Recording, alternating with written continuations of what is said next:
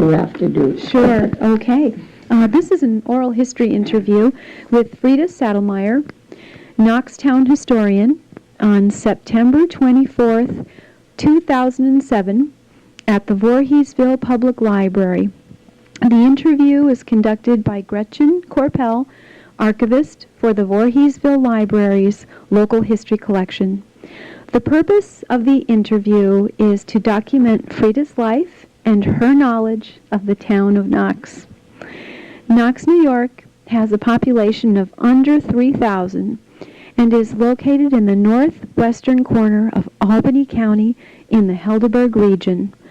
It is named for Major General Henry Knox, the celebrated war hero. Why don't we start by talking a little bit about when and where you were born? I was born in Brooklyn, New York. My parents were immigrants from Germany.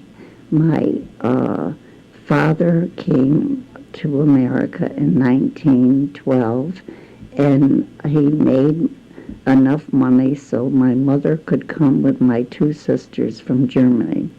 And they came to Ellis Island, and they had to wait 3 days before they could leave together. And I was born in 1915, June 4th, 1915, and I grew up speaking German and until I was about 5, and then I went to school, and of course I had to count, and I knew how to count, but only in German, so I was counting in German, 1, 2, 3, and everybody started laughing, and I went home in tears because they laughed at me, and then my father, who was very wise, said, well, you're lucky. You can count 2 ways, but they can only count in 1 way, and that did it. After that, I could do nothing wrong. I was perfect. Oh, that is wonderful. Now, when your parents came to the United States, did they work in Brooklyn, and what kind of work did they do? When my father came, he was very wise because he also went to night school at night so he could learn to speak English, yes. And that helped. And so by the time I sent for my mother and my two sisters, he was quite knowledgeable about his way around, but he worked in a sugar factory in, I think, like what's probably now Yonkers. And then he had a place for my mother and the rest of us to live, and the lady he rented from had been in America for many years, so she had an apartment above her house that he could use. So that's where my mother, and it was helpful for my mother too, because she helped my mother with English and took her to the stores and everything, so it worked out fine. Oh, how wonderful that was. But then, I remember, it wasn't till we were on the farm in Schoharie that he got his citizenship papers, and I remember he came in the house and he was dancing around. He grabbed my mother and they were dancing around. He had like his felt boots on. I can still see this. He was so happy to be a citizen. So. Wow. Did he leave Germany because of he needed economic opportunity? Yes, I think so. I think so, and I think that there was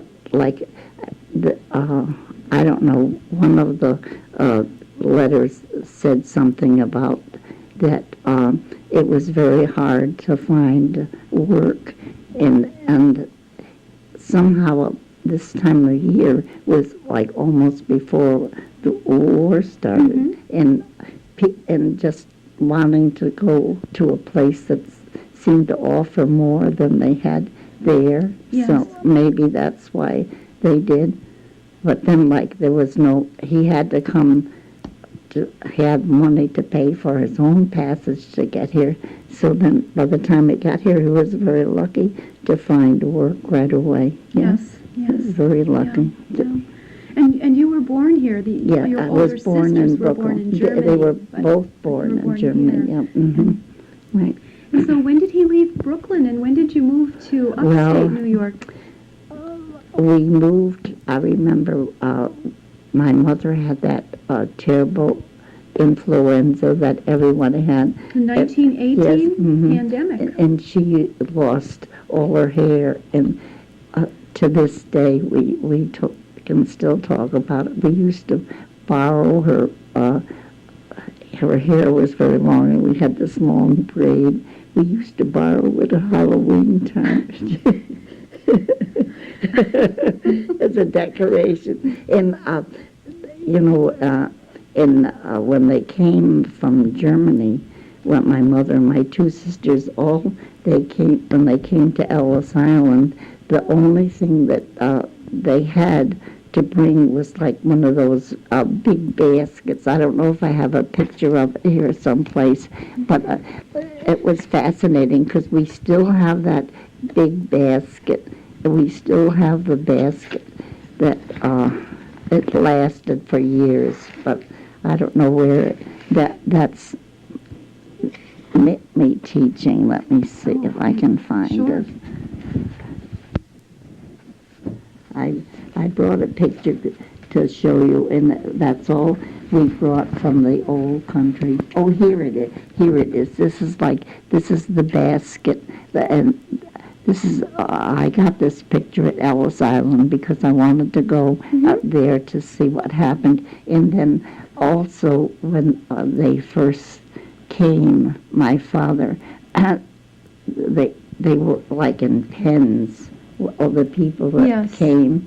And then because you had to be inspected to see that you had no disease or anything. But this basket, like I said, it's still at the farmhouse where my brothers were.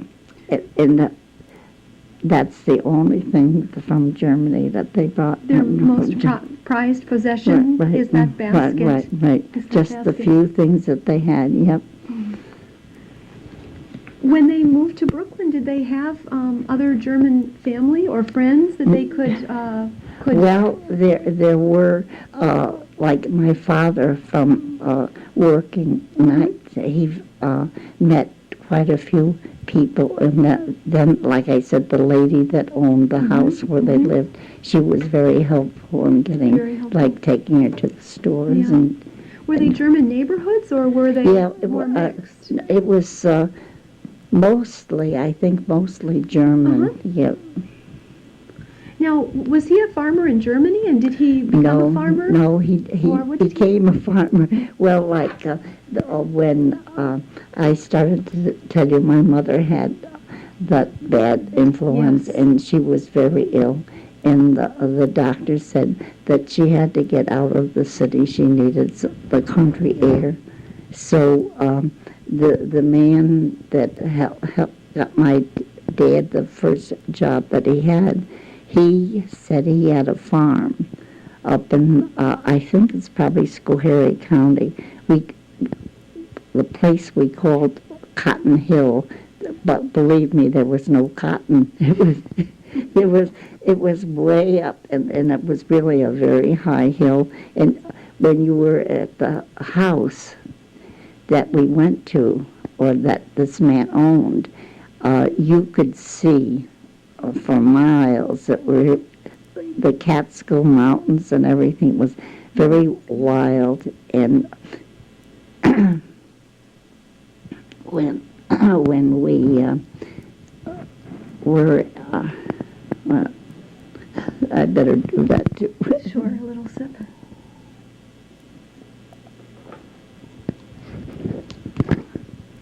When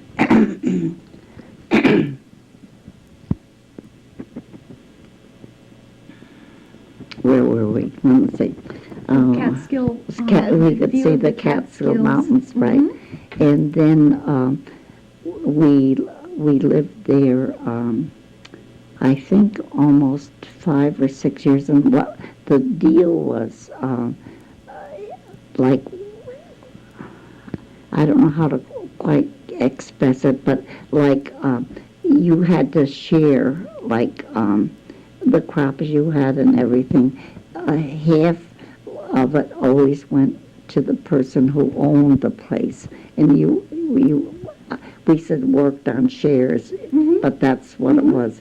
So then I think we were there. I think I was about 5 then, and then we moved to a place called Dutch Settlement. That was in the town of Wright in Schoharie County.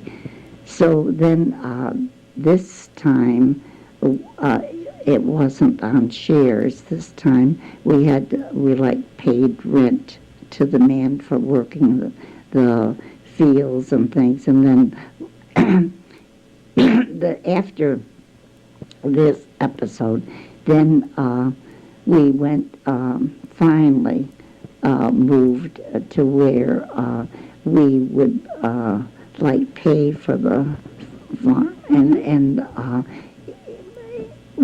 whatever you made was yours, but then you always had to pay so much when the year was over, so it was like paying rent. So that worked for many years, and then finally we got out from under, and finally we owned the farm. So that was how it all started. And then I went to Schoharie High, and then from Schoharie High I went to Olean to try to be a teacher. And actually my big sister was she and my middle sister went to go to high school.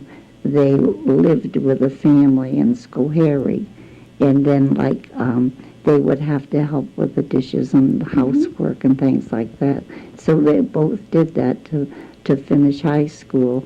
But by the time that I was ready to go to high school, by that time I had to walk a mile through the village to get a bus that went from Schenectady to Middleburg and brought people to work to the GE. Yes. So we would get on the bus in the morning when they went to Middleburg, and then at nighttime when they brought the people back from Schenectady and were coming back from Middleburg, then we would ride the bus to come home. But then I'd have to walk that mile from to where the bus dropped us off to where my house was in the village. Now, did you go to elementary school in Schoharie? No, I went to a one-room school. Yes, I was wondering about that. I went what was that experience? Right, yeah. Well, it was really great because we weren't far away from the one-room school. I think I have a picture of the one-room school someplace, right?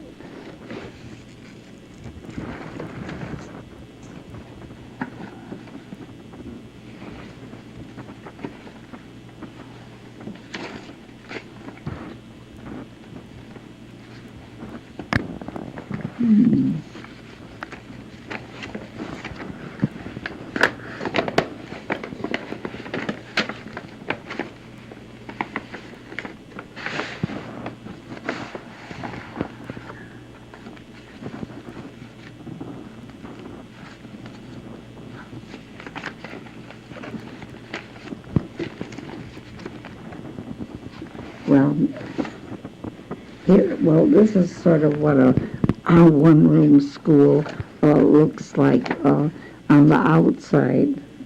You can see how small it was, and then there were I was the only girl, and there were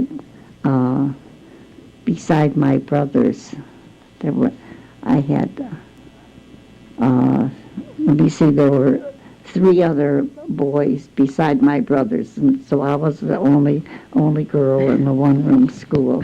And the best part about being in the one-room school, because you could listen to when the teacher was teaching the other kids, you would learn a lot of extra things. That was great. Perfect. So, and then I had to go like in 7th grade, or was it when you get to the 8th grade, you had to go take an exam to see if you could go to high school. And from the one-room school, you went to a two-room school to take the exam. So that was down in the village. You had to walk there. And then if you passed, then you could go to Schoharie High. And then, like I said, we rode on that bus. Mm-hmm. We would have to be to Gallupville. The bus came through about like 8:15. And I have to tell you something funny. We used to hope it would be very crowded because there was a couple of guys that you'd have to share a seat with. Well, a couple of times sit on somebody's lap. So it had its benefits. It was a social. Right. Provided a social. Right. A social. Yeah. More of a social outing than just. And then finally the last year.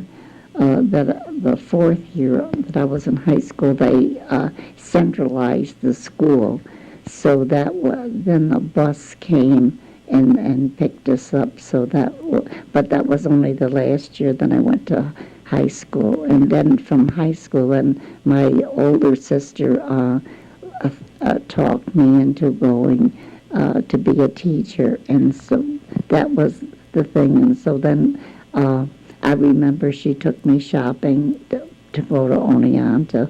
The first year that I was at Oneonta, the first few months, I was so homesick. And I really was so homesick for just our farm home. Mm-hmm. and the family and everything. But I got over it. And then from Oneonta, then I didn't get a job teaching right away, and I was very discouraged, but jobs were hard to find. This would have been during the Depression? Yeah, probably. Oh yeah. What, 1930? Yep, 35. Yeah. Mm-hmm. Well, I graduated, from high school in 1932, I think, yeah. Mm-hmm. And, but I did go to Oneonta because it was on 77 Maple Street in Oneonta, and it was right at the bottom of the hill. And first I thought I would work, because a lot of sorority houses had girls that would come and work. So I did that for a while. And then, I did a lot of babysitting. And then, if people had a party, they would hire you. But sometimes it was worthwhile, and sometimes it was hard, because if you broke a dish or something, you half the money that you had made for working that day, you had to replace the dish. So, but then it got easier as we went along, because I could find other things to do too, and that was very helpful. In the summertime, you could always get a job doing something else, and so that would help. And you would stay in Oneonta over the summer? No, I would go back home, but yeah, you'd find something that somebody would want you. Like I picked wild strawberries and actually picked the tops of dandelion heads for this one lady who made dandelion wine. During Prohibition. Oh, yeah. I was wondering, you said your sister really thought you should become a teacher. Were your parents also, they must have been real supporters of education. Oh, yes. It must have been. Yes, and I can still remember that, even when I was very young, my father, at nighttime, we had a big hanging lamp, kerosene lamp, that he would pull down, and he would read a paper, and he even had a German paper sometimes he'd read it in German to my mother, and then he'd tell us about it. And he would always, like at nighttime, always have like a good story to tell us. And he was very, very instrumental in making us be appreciative of being able to read and write. He was wonderful. And like he would always entertain us too, like when things were down and things are not going too well. He always found another way to, how shall I say, get us out of the mood we were in. Did he do it through humor? Did he do it through music? Did he take you on outings for walks? What would he have done? Every night, well, like after everything was done, we would go for a walk, because he would like to walk around on the land and be proud of what we had. And like always, like especially in the spring when the apple blossoms were blooming, and then we'd walk and he would talk about the apples that would be coming in the fall. He always, there wasn't a day that we didn't have a talk like at night. And we always had an outside cellar door, and we used to sit on that cellar door, and as dusk came, and again he would have stories to tell us. And like even sometimes my mother was horrified at thunder and lightning, but he had sat with us and watched the storm coming until it actually started raining. We always sat out and watched the thunder and the lightning in places. But we were never afraid as long as he was there. Yeah. And he always knew the right thing to say, too. How wonderful. Right. He was wonderful. Yeah. Did he, it sounds as though there were 6 children, is that right? Yeah, right. I had 4 brothers. Oh, and one older sister? Or two older sisters? 2 older sisters, okay. Yeah. My middle sister didn't like going to school. And after her report card, I think she got like 20s. The middle one, that was my sister Martha. And life was a cabaret almost for her. Right. And Natalie was the one that was the teacher and sort of the guiding light. But Martha was more interested in like going to square dances and having fun. And she married quite young too. She married, I think she was 18 probably when she got married, but she didn't want to go to school. She was very happy of being who she was. Sure. And my sister Natalie was a teacher for years. Yeah. Where did she teach? Where did Natalie teach? Natalie was first she was teaching in Morrisville, and she was there for a long time, and that's near Syracuse. And she was a 6th grade teacher, and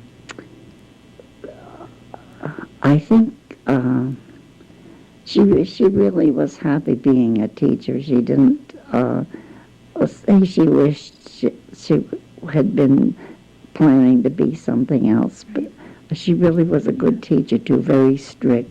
And like when I remember even when the war started, she would get letters from some of the boys that she had in 6th grade. She was a good teacher, right? Sure.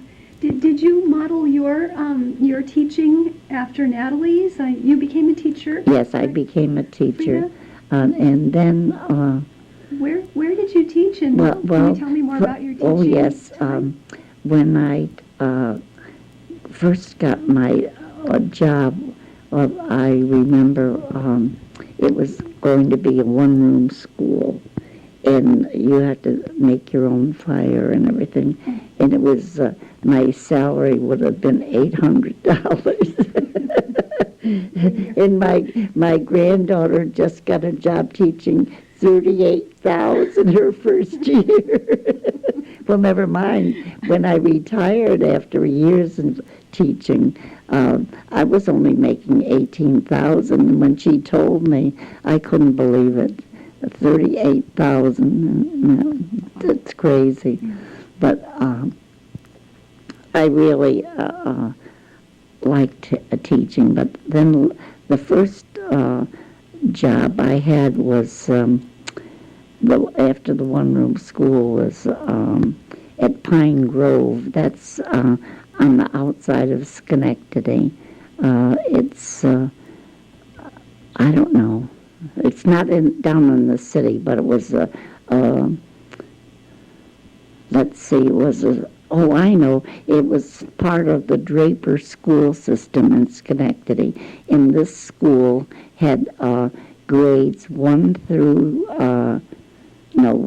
I had 1, 2, and 3. I had like 3 grades, and the other teacher had 4, 5, and 6. And then after 6th grade, they went to Draper School on the bus. But then when I was there, then I heard that there was a vacancy in Berne. And so I went for an interview, and I got the job, and I was going to teach first grade. And then that was at Berne Knox. And then from the time I went there, I think I was there almost 32 years. But I also kept on going to classes at SUNY at night. Because I wanted to be a librarian. So I went to school at SUNY at night, and I took a couple times. I took a couple Saturday morning classes, but that was kind of hard when trying to keep the family together and everything, because by this time I had like 5 boys and everything. So it was very difficult. So then let's see, I was teaching for over 30 years, and then I had terribly high blood pressure, and I thought, this is not going to work. And I knew that the library in Berne had part of the Upper Hudson Library Federation. Okay, so I decided that I would go and retire from teaching, and then, well, I guess I was like 65 or 62. I don't know, I have to get my pencil out. Figure it out. Right. Yeah. Anyhow, I went to the library, and I was there for 21 years, yep. And then I finally retired at 85. Perfect. But I didn't really retire.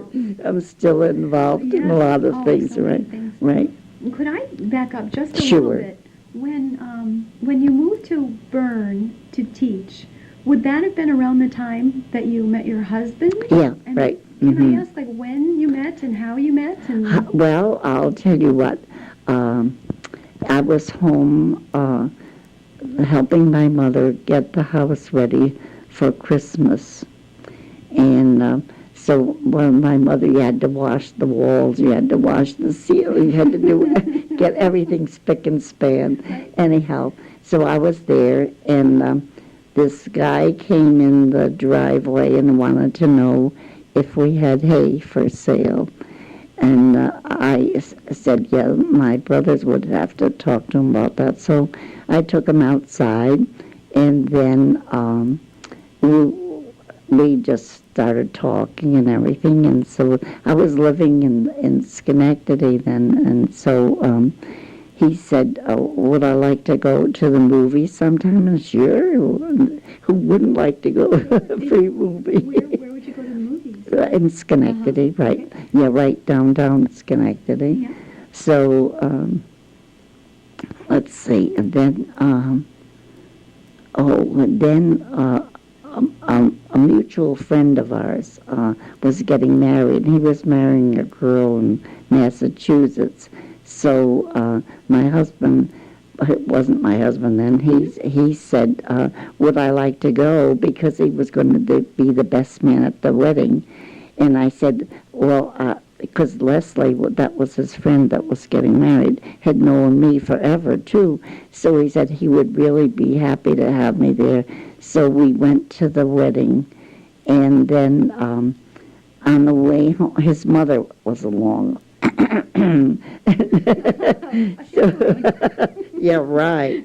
So anyway, on the way home, we were in a bad accident, and we got to. I think, like, here I have a picture of this is the main road, and this other road came this way, and the car that was supposed to stop there, we were proceeding this way, and evidently he was probably not even thinking. He drove right across, and so and his mother was hurt quite badly, and so I helped him get organized, and so I would go see his mother every once in a while, check up on her with it, and because he was there too. Sure. And then she survived, though. Oh yeah. And this would have been your future mother-in-law? Yeah, right. And was she a mother-in-law? This was her son. So she. Well, how did she respond to you? Well, fine. Yeah. Until she thought that there was something else, that she began to suspect that she was losing her boy, and because he'd always, she wanted to do this or do that, and he'd always find an excuse, because he was doing something with me or something. Right. So there were some hard times. So to get married, we went to visit my sister that was in Pennsylvania. So that's where we got married. Oh, was it like a secret wedding? Right. Mm-hmm. Yeah. Right. So there you go. Love it. I love it. So then he called up and said we were married, and then came the hard part. She thought he should stay. We could stay with them, and no way. So by this time I was teaching in Berne, so there was a half of a house that was for rent in Berne. So I moved there, but it was very hard because when you first get married, you have all the new stuff, and you like to cook and fuss and do things. And I tried real hard, and he would come home and say that his mother, felt so badly. He thought he would stay and eat with her. Well, this went on for quite a while, but didn't last long, because the next time that he came home and he said, "Oh, I'm sorry, but Mother was feeling low, and she made my favorite food." And that was it. I got up and I grabbed the tablecloth with everything on it, and I went out the back door and threw it down where the house was. There was like a bank, and threw it down the bank. He never ate with Mother again. So that Listen, an important way to make a point. It's a good way to make it. Active. That's right. There's no question. No, right. Well, I understood that in certain states during the Depression, if you were a woman and you were teaching and you got married, you had to give up your job. But that apparently was not true in New York State. Right, no. That's good. Oh, That's yeah, very, right, very good. Right. And if you were pregnant, you couldn't teach in some places too. Mm-hmm. So. But not here. It was okay to teach when you were pregnant. Mm-hmm, right. So when you got married in Pennsylvania in about what year? I think 1945. 1945. So it would have been right at the end of World War II. Right. Now, did your husband fight in World War II? Was No. he too young? He got an exemption because of his aging parents, and so he had to take care of them. Yeah. Okay. Yeah. You were teaching when you were married, and what did he do? What was his job? Well, he had the hay. Remember coming to buy the hay? I don't know if I have a picture of the truck all loaded up with the hay before he would take it over to Massachusetts. I don't know if I can find it. We can look. Oh, this is. I brought this because you think, well, teaching is such a dull life, but after my husband was gone and my boys were growing up, I did a lot of things, and I went to Alaska. I went to Alaska and whitewater rafting. I love it. So I figured that for an old country school teacher, I got around it. I can't get it over. I'm telling you, such an inspiration there it is. to all of us. There it is. There it is. Can you find me? I think so. Right. Right there? No. Wrong. Oh. No, there I am. Right there. Right. Fun. It was great. It was great. I went to Alaska, and I went on the tour, and I went to Russia, and I think I went to Germany several times. And I really got around. And much of this you did after your husband? You did this as a single woman? Right. Now, when were the boys born? Like, when did you start having the boys? Well, let's see. I should have brought the... Well, that's okay, just roughly, in the 1940s and 50s? Yeah, right. Yeah. Did the boys grow up in Knox then? Yes. Okay. Yeah. On the family, where? Right, well, in the family farm. Okay. Right. I think I have it. No, that's, well, no, I'll show you the house if I can find it. I've got it here. Sure.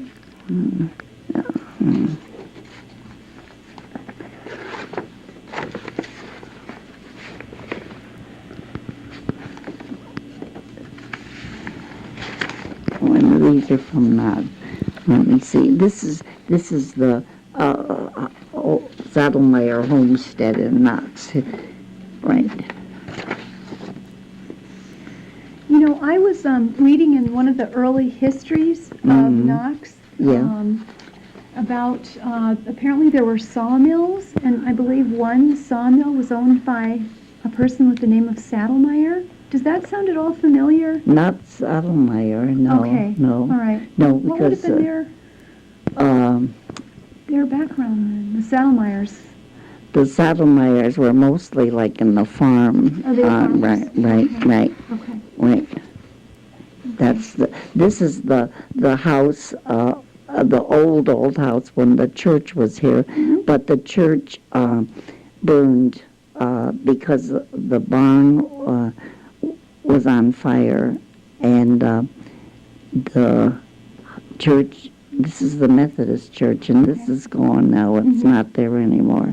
And then this is the old house, but then they changed the roof line because it was a flat roof, so you always had to shovel it off. Sure. Right. Yeah. Right. Yep. Right. Oh my goodness. That's the horse and buggy, where if you were going to go any place you didn't have a car, you had that, and the horse and buggy. Now, when do you think you last saw, when did people stop using the horse and buggy in the rural areas? Like, about when? Well, probably in the,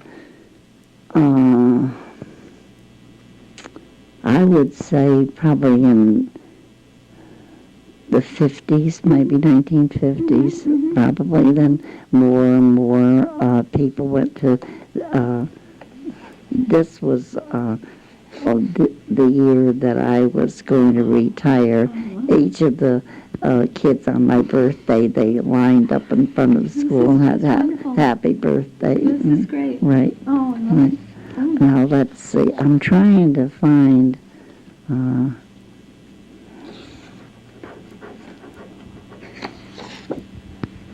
that's my...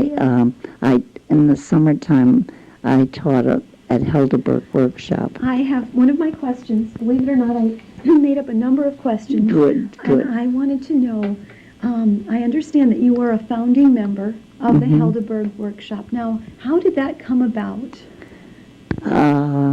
Let me see. How did I get involved with that?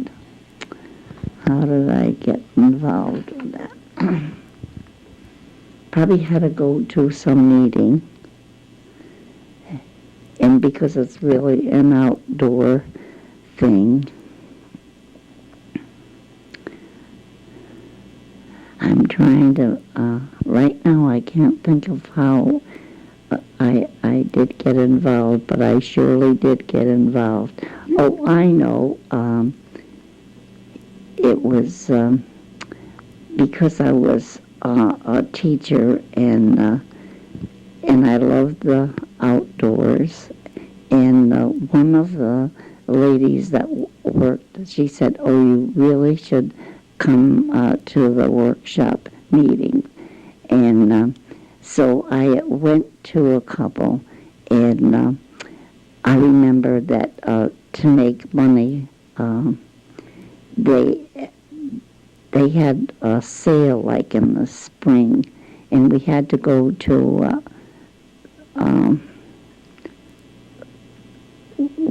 where it's Indian Ladder Farms now. They we used to separate the orders like of trees and things, and it was very cold, the stone floor and everything. And you did a lot of volunteering. In every meeting, in the beginning, they'd have a collection for this, or they needed money for this, so you were always shelling out. And pretty soon it just got so that you were really, really involved. And then I started teaching a class in the summer, and a couple times, you know, when you were teaching, you had a couple free days. So when I'd have a free day, I would go to Helderberg to workshop to see what was going on there. And I really got involved, and it was such fun, to be with the kids. And like, I think with having all the boys, I was really involved with the outdoors more.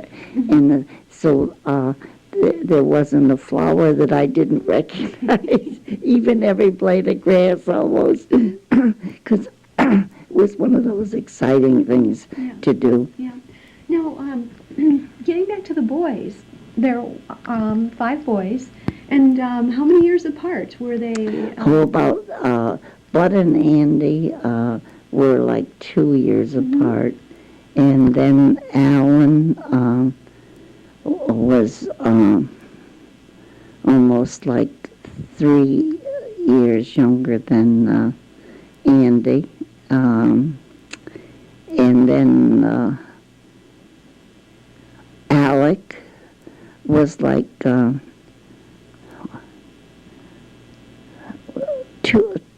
4 years younger than Alan, and all done. Yeah, so that the doctor said the only A I can think of is, and I said the only A I can think of is all done, and that's what I named it, ALDE at Alden. And that was it. He was the last one.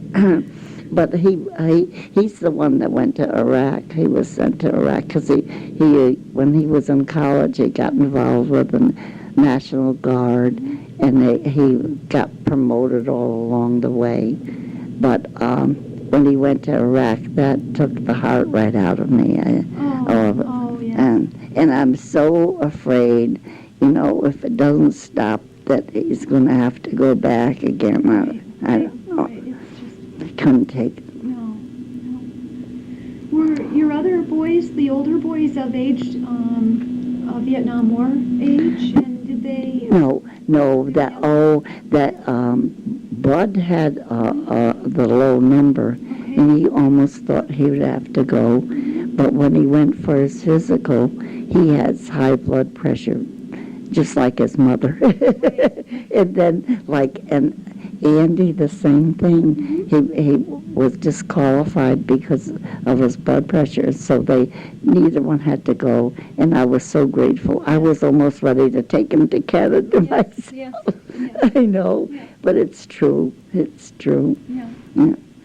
But now they're both like, Andy is like retired. I can't believe it. At 55, he goes down south for the winter, and the girl he married, her family's down in North Carolina, so they go there. And Bud is still working because his son is going to Vassar. Oh, wonderful. so you can't retire. Tuition. Right. For a good cause, though. And he's a good student too. He's really a good student. And Alan is how shall I say, like he's not like a hospital aide, but like he has they work through what is that place in Ravina, Queens? Would it be assisted living, or would it be? No, it's like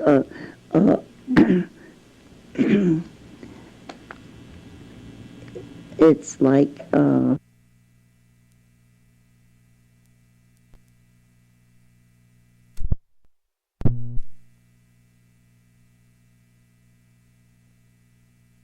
word I'm looking for. Thank you for that. It's like the correctional thing, and he works like at the hospital, like because they have a lot of.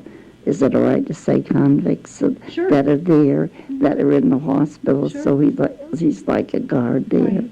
and then let me see. Then Alec is also a guard there, and Alden, of course, is in the National Guard, and he's home working now. Right. He has he has 3 girls and a boy. He has 4 children, and Alan has 1 girl, and Andy and Georgina have no children, and Bud is son number 1, and so he has Laura is his wife, and she's the one that brought me. Yes. And she has a daughter that just got a job at Berne Knox. Laura was an art teacher at Berne Knox, and so now her daughter was lucky enough to get a job at Berne Knox. So, So they stayed in the area that they were raised. Oh, they yes. didn't leave. No. And have you seen changes in sort of the Knox Berne area? Have you seen? I think about how you would have. 1945, Knox was probably a little different than, say, 1960 when your boys were growing up. Right. Mm-hmm. What about those changes over time, like in the town of Knox? Have you noticed the population increase or decrease? Have services gone away? Like, did Knox have its own bank and doctors? And no, did things change, the services to people? Well, a lot of things are different. Like we've always had like a filling station that actually it used to be the blacksmith shop, and then but now we don't even have a place where you can get gas in the village. It's still there, but the lady that ran this gas station. She always enjoyed telling you that this used to be the old blacksmith shop because the horses would be driven there to be shod, and that she would show you on the windowsill where the horses had sort of gnawed the wood, and she could always tell you that but she was ill, and they never opened the filling station again. So we don't have a gas station. We still have a country store, and we have a big town hall that we have a building of the new town hall. In fact, this is the filling station that used to be the, I'm trying to show, here is the old picture. Oh, great. This was the same building.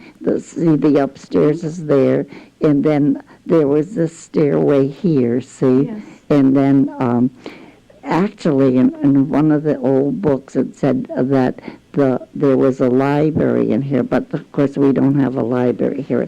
And then the one-room school that we had in District Number 6, I don't know if I have a picture of that or not, but I might have. This is a one-room school that we invited the 6th graders to, and then actually they were 4th graders. And this is like the outside of the one-room school, and this is the one-room school. And they would come for the day.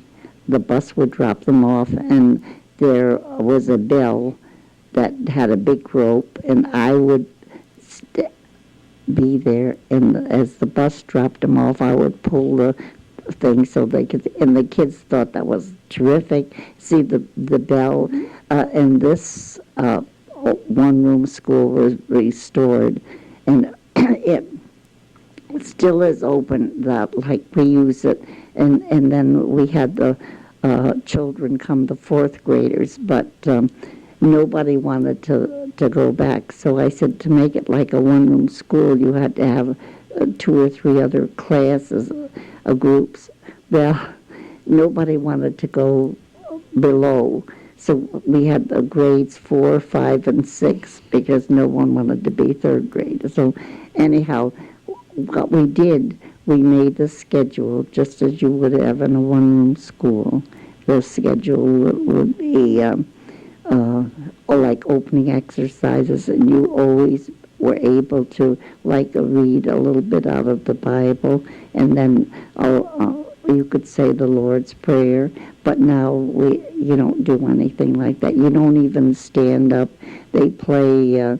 The last time I was in the school, they played "Oh, Say Can You See" by the Dawn's Early Light. But you know, the kids weren't even listening. They had it on the machine, and I couldn't believe that, because we would have to stand up. That's what I had to do, and that's what my boys have to do. And They still do? yeah, they have to stand up and put their hand on their Oh, heart and say the thank Pledge of God. Allegiance. They're Yeah. still doing that in Yeah, some places. Some schools, they do. Right. Yeah. No, it's really so cold and unfeeling, and I don't know. I think it makes kids more mindful of how precious this is. But like when you just ignore it and hear it over the speaker, it's meaningless. It really is. Yeah, it doesn't, yeah, that's true. That's true. Back to the drawing board. I also, I wanted to ask you a little bit too about. Go ahead. We were talking before we turned the recorder on about the pillbox industry. Now, Knox was at one time the pillbox capital. Capital of the world. They shipped the little Yes. boxes that people put their medicines right. in all over Right. the world.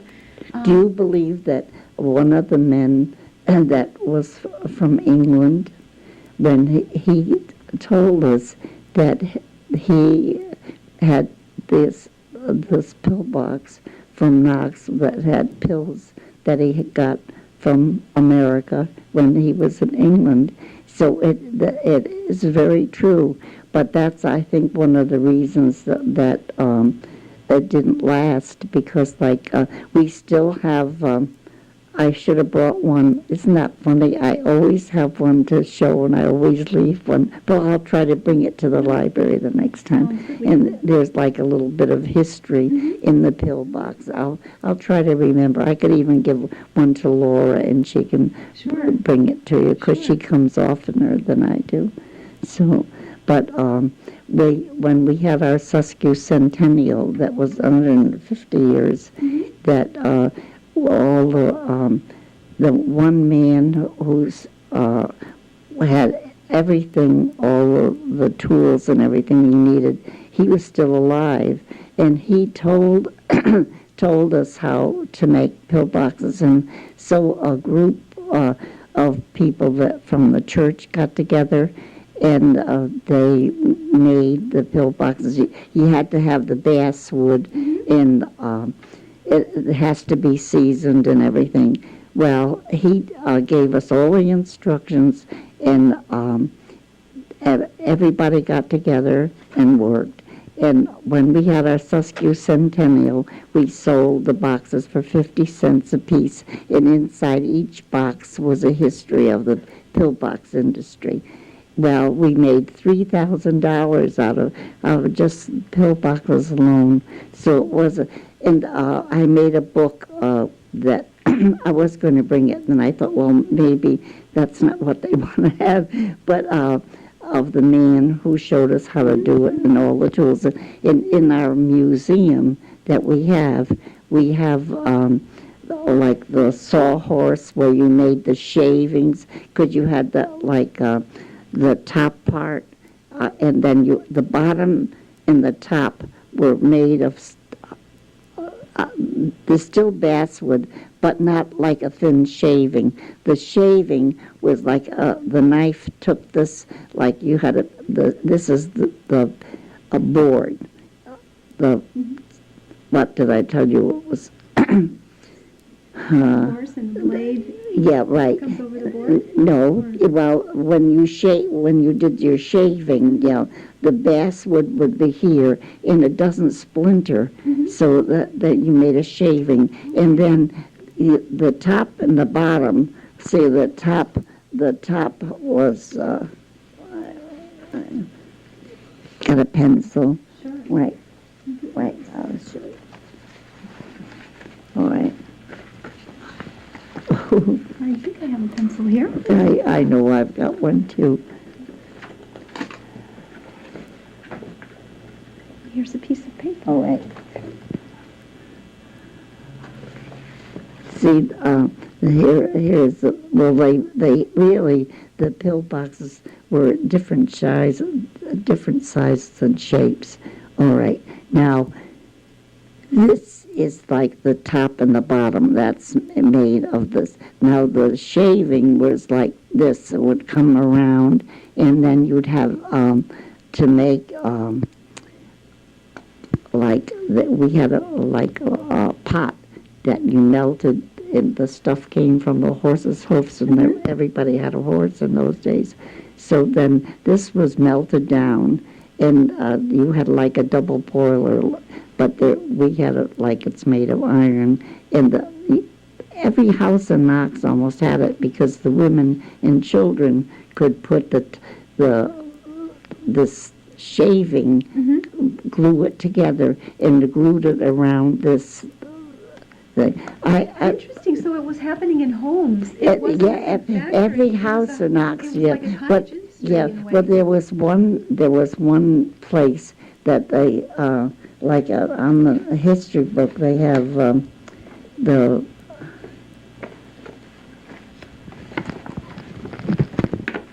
let me show you. This is, I should show,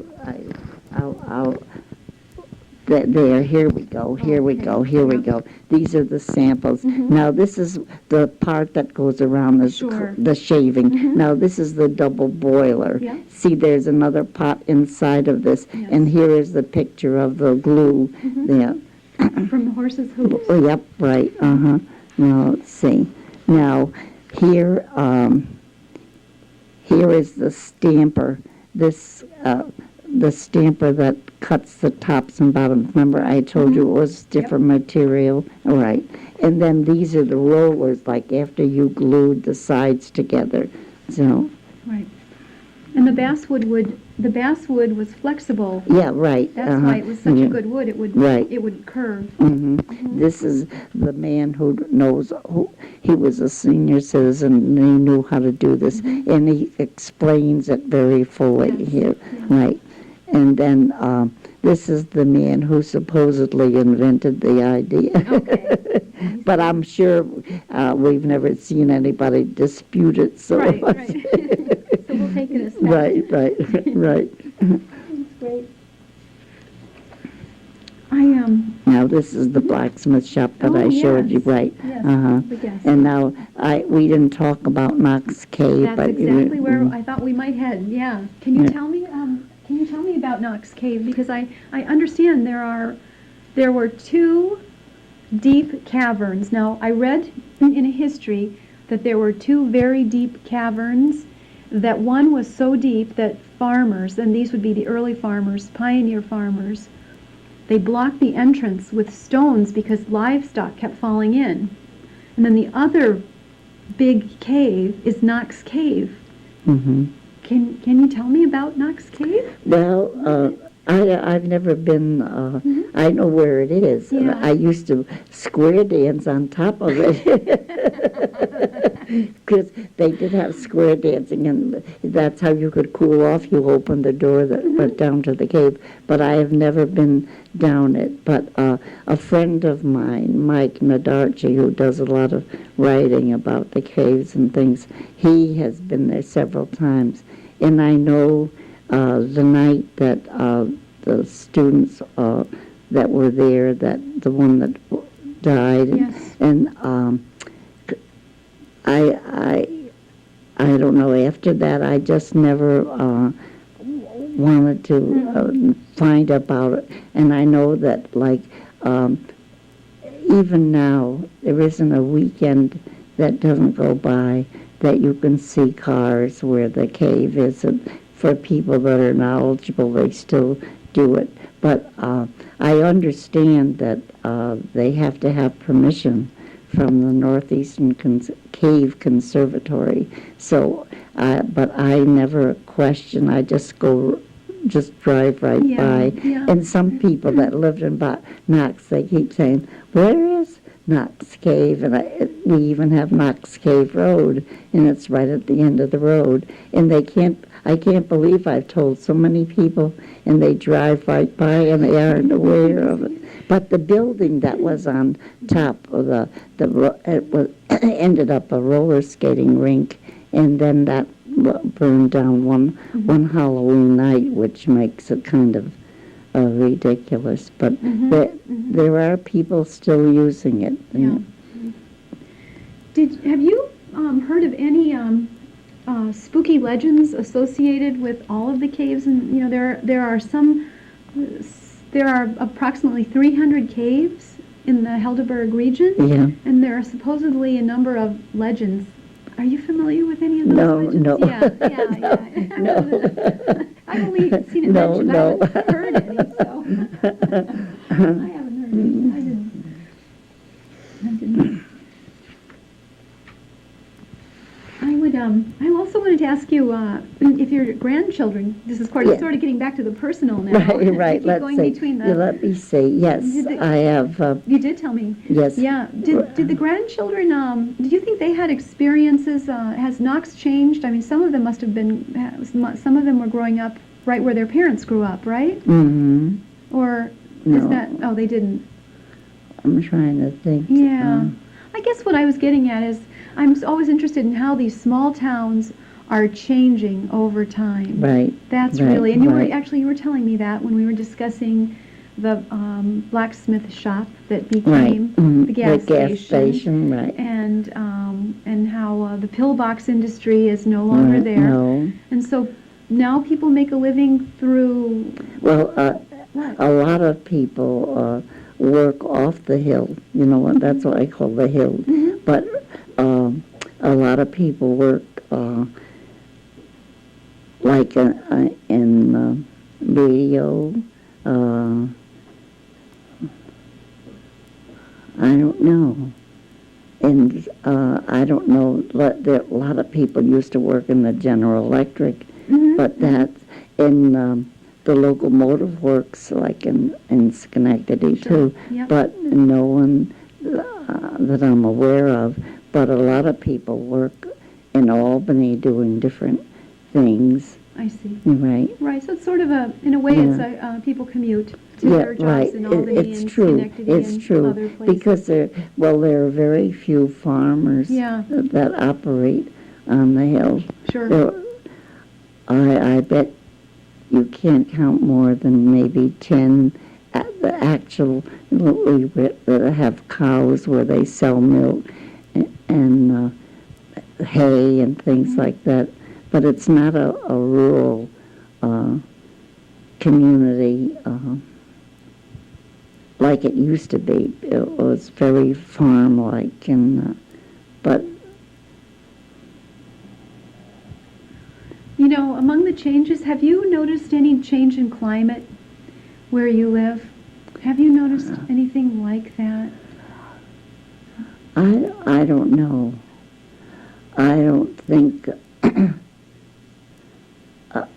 I know that when we had the horses and the sleighs to get places, that now in no time at all the road is plowed and you get in your car and you take off. But when I was a kid growing up, though, we would drive through fields because the road wasn't plowed, but now the snow plows go everywhere. Is it milder? Is there as much snow? Do you remember the snow when you were a kid and the snow? Oh, yes. We used to go sleigh riding at night in the moonlight. Oh, it's fun. I know. But now with the cars going up and down the road, you don't even have a place to go sleigh riding anymore. No.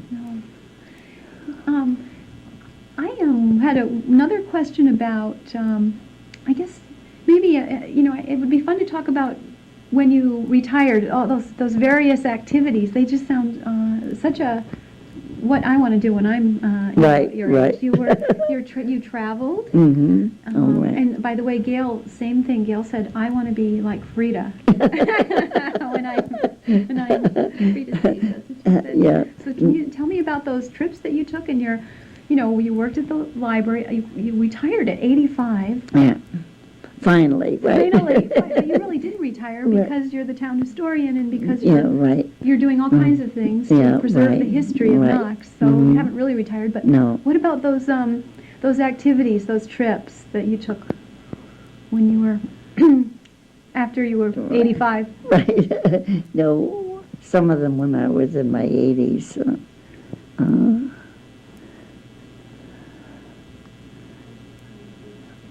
I don't know.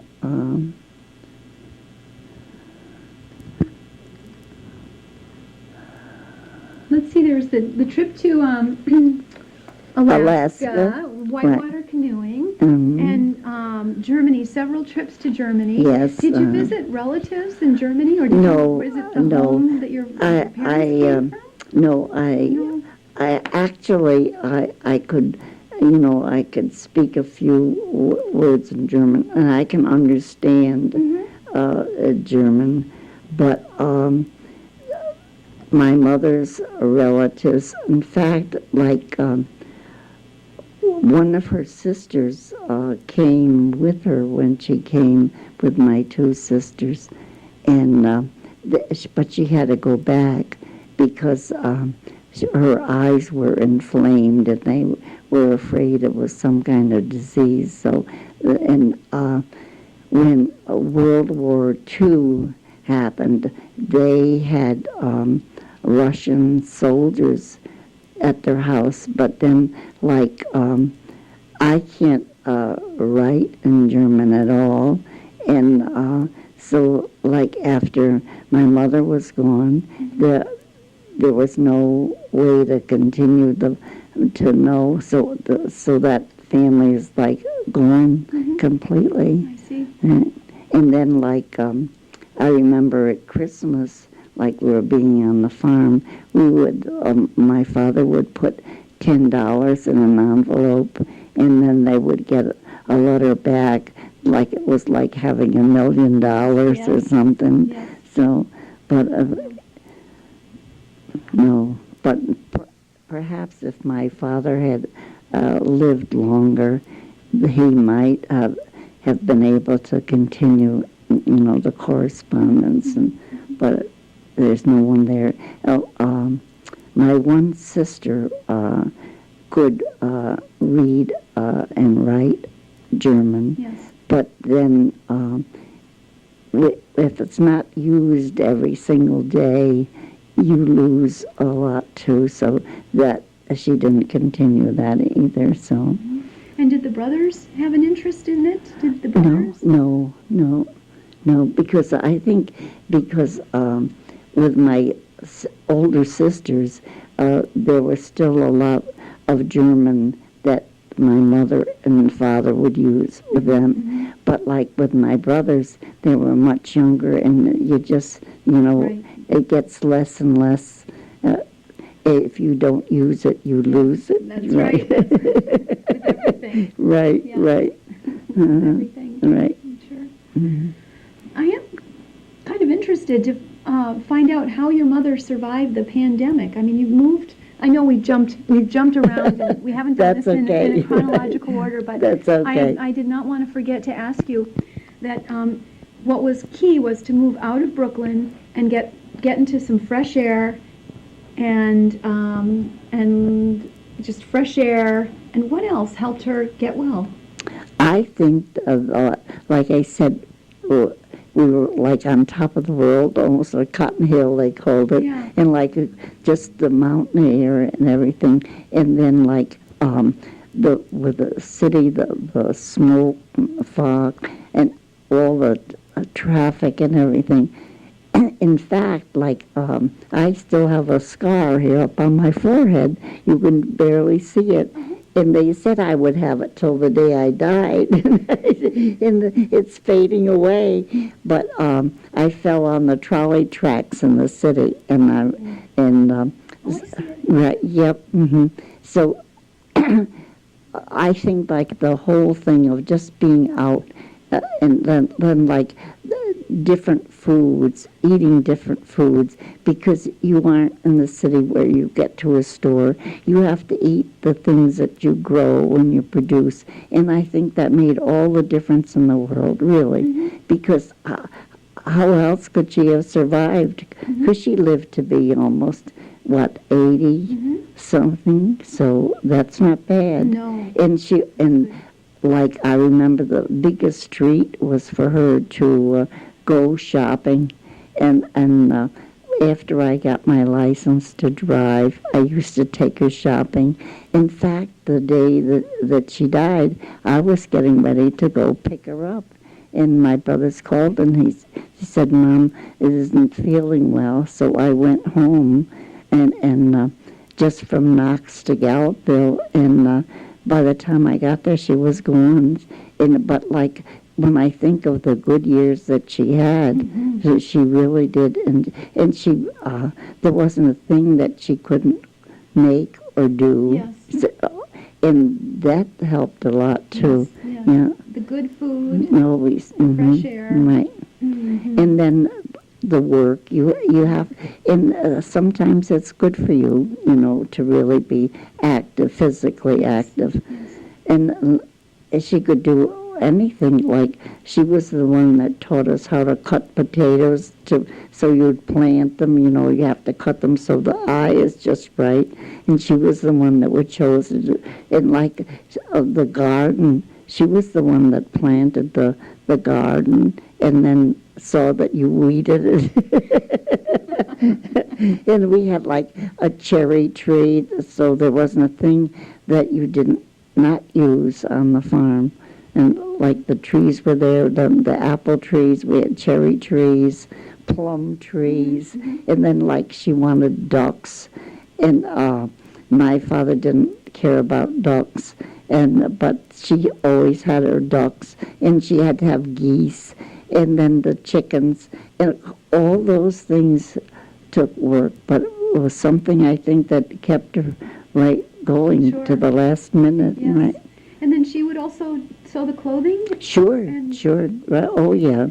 Other Remember that song Dolly Parton has about the coat of many colors? Right. That would be That would be my mother. She could always, like, I need this or I need that. And she'd say that we'll find something, and she would take something apart and make it to do for whatever you want it to. And but there wasn't a time I didn't see her sitting down. Never saw her read, but she always was knitting or sewing. And then we had a sewing machine, I remember, and I can still see she had to work the bottom part. Right. And then, who was it? She always kept it covered, kept the sewing machine top covered with something white. And somebody was there one day, and I remember said, oh, you have a white sewing machine? And I said, no, it's only a white cover, and it says white right on the bottom. There was a white sewing machine, right?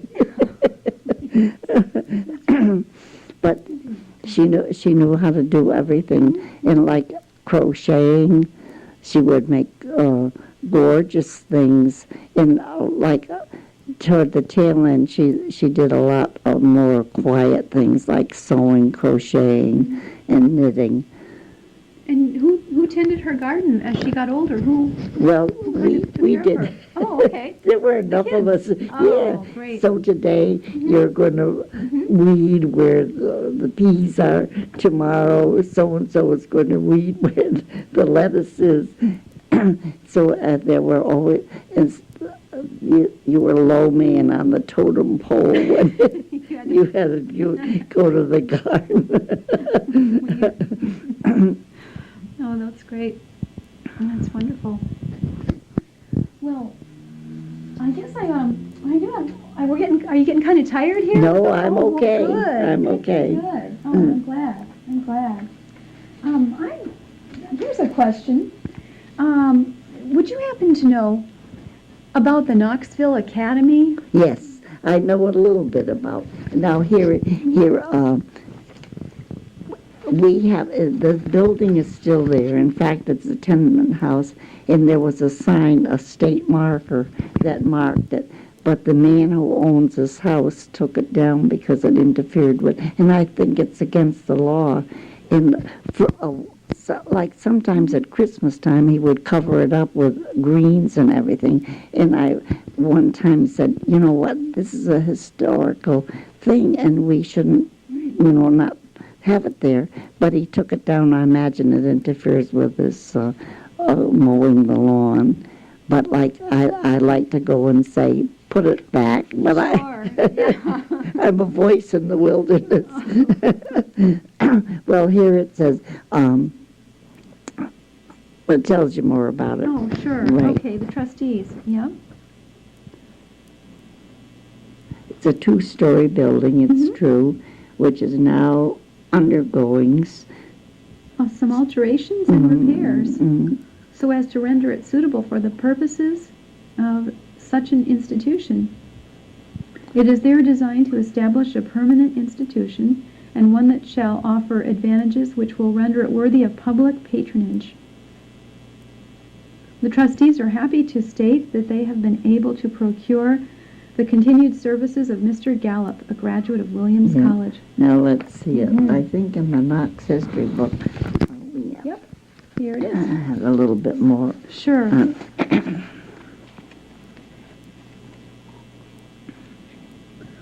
I'm wondering if it was for boys and girls both? Yes. Or Well, I think women didn't, like in the late 1800s, they didn't go to college, did they? I guess I they don't only know. went to a couple Right. of places. I Right. think Emma It had to Willard. be as, About that. About, maybe Emma Willard. You're absolutely right. Yeah. Maybe Here. maybe. They're the the academy. Here it is. Oh, yeah. Here are the terms of tuition. Here we have this sign. I have it framed. Now, what does it say? The Knoxville was organized with the general laws of the state of New York. spirited distinction of having one of the finest educational facilities in Albany County.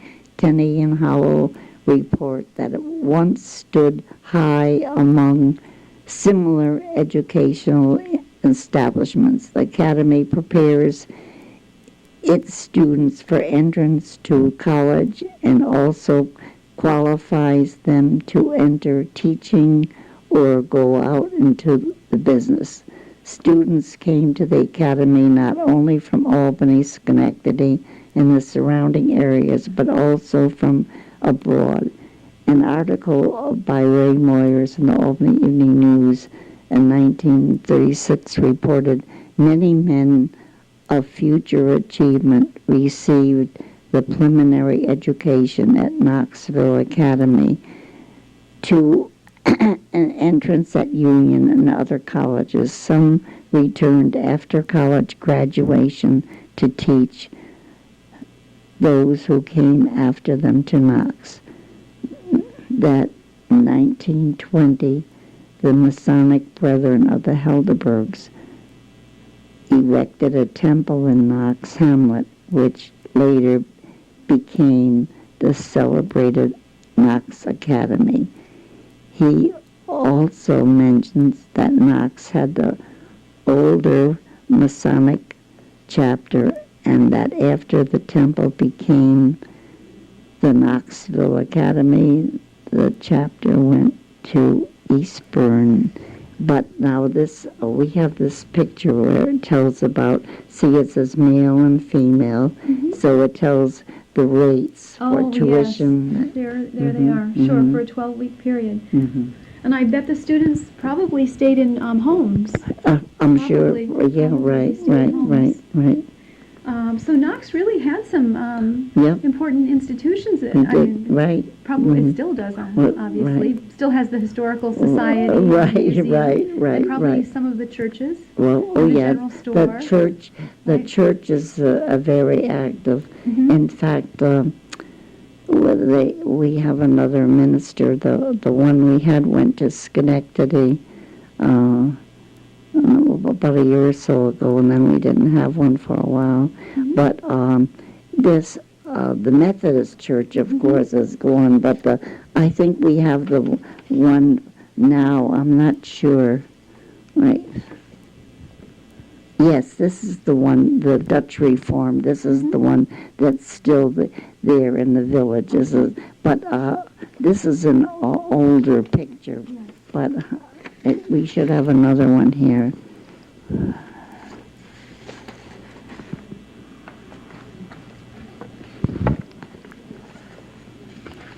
Oh, that's where my husband's father was born, in this house, and the house is still there. It's still on the hill, and in fact, my husband's father has rent receipts from Stephen Van Rensselaer. Yes. Yeah, we have the rent receipts because they had this farm, and my husband's father just had a brother, Sheridan, and then he had two sisters, Carrie and Ellie, and they lived to be in their late 80s. But that house is still standing, and basically it hasn't changed at all. It's still high on the hill, and that's where he had the farmland, and that's where he had to give Stephen Van Rensselaer 4 fat fowls. And then you had to bring your horse and wagon to Albany one day for service to Stephen Van Rensselaer, and then 4 fat fowls. What else did they have? Oh, bushel of wheat. Wheat was the one that brought the most money. And some of them, the rent receipts say, one in particular said 26 pounds of wheat must be, because a bushel of wheat would be a hard thing to put. But you wonder, because you know what? This is on a high hill, and all the land is like hilly, and I wonder how they managed to cut the trees and have raise wheat, because it's very hard. And the tools they had to work with, like the plow, that's by hand, and horses. And I know I've visited down in Pennsylvania, the Amish country, and I see like 4 or 5 teams of horses pulling these huge drags and everything. And I think how it must have been so hard to find, with tree roots, because everything was trees. How did they manage it? They must have worked together, I would think. I don't know how they could get together the wheat and then I can understand chickens because they multiply and because you could always hatch the eggs and everything. I could understand that wouldn't be hard to do. But to work the land, because like I said, the hills and the trees they had to cut down, because everything was hilly, everything had trees. And to come, the lady who wrote the history of the Saddlemire family, she mentions how hard it must have been to make a place for yourself in the wilderness when you're surrounded by trees and more trees, and you had to get rid of the trees because you had to get the land to make a living. I wonder if you worked with your neighbors, but maybe not. Maybe you were so isolated. Yeah, right. You would work your land or the land you were renting, and then go to your neighbor and right. If people would help each other out. I bet you had to rely on your neighbors too, because I don't know where I read this, but I have it someplace that if the fire went out and you had no coals, you either had to go to your neighbor and bring back a few coals so to keep your fire going. In the wintertime, you would freeze. Right. Yeah.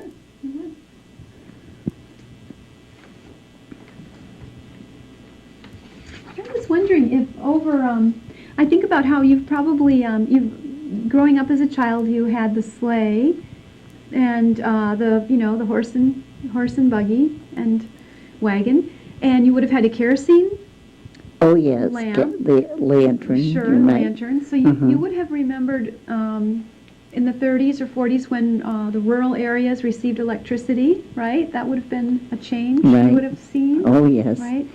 I remember I had my first job, I bought my mother a washing machine, but we didn't have electricity. The machine had a motor, and it sounded like a tractor almost in the house, right? But it was like something for her. It was just really to have this machine doing it instead of you washing, have the washboard and scrub. And then you had a big boiler on top of the stove where the hot water was. In fact, like even your stove that you burned the wood, where the firebox was, there was another area of the stove that had like a big tank in it, and as your wood fire went, then that would heat that water in that tank, so you had hot water. But on a hot summer's day, that wasn't a treat either. Right. Very warm, very warm.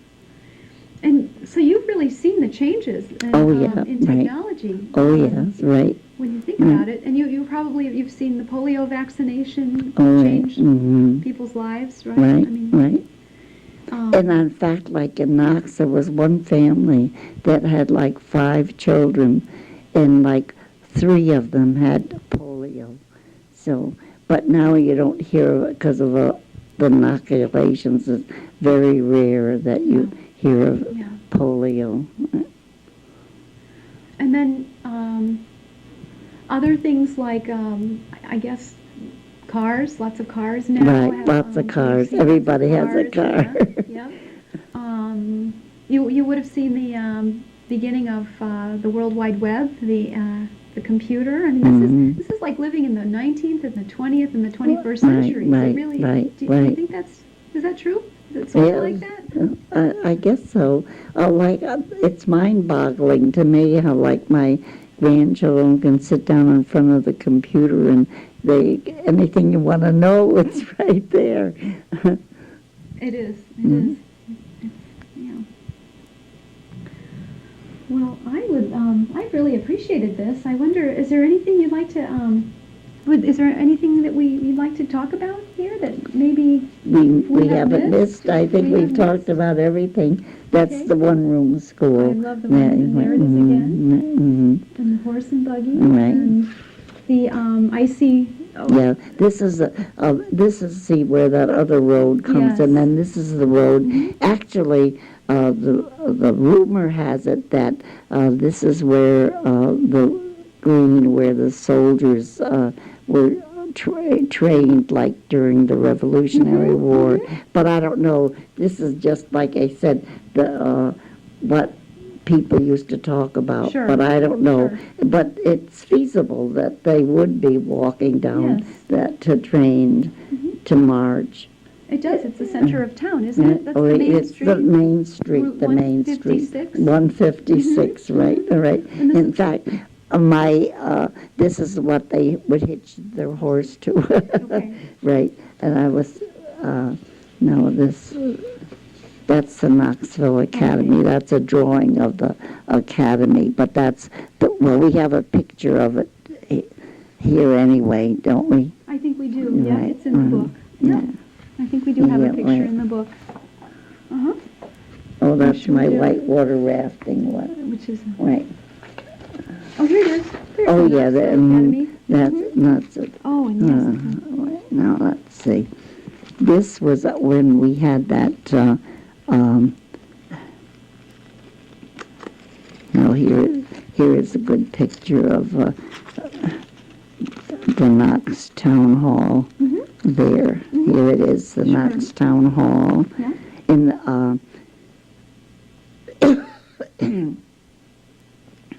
This now is right near the firehouse.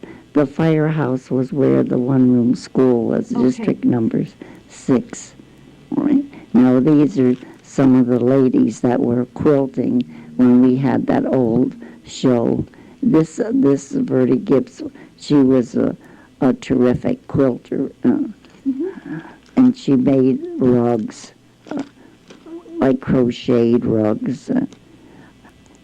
You know what? I can't get over how they used to use every bit of material, even if it was old, because they used pieces of it to make a quilt. And then, like here, the lady with the rugs, it's made out of rags, right? And everything was usable. Right. There was recycling was right. A given. Right. It just happened. Oh, yes. Oh, this is one of my classes, 1969. And this is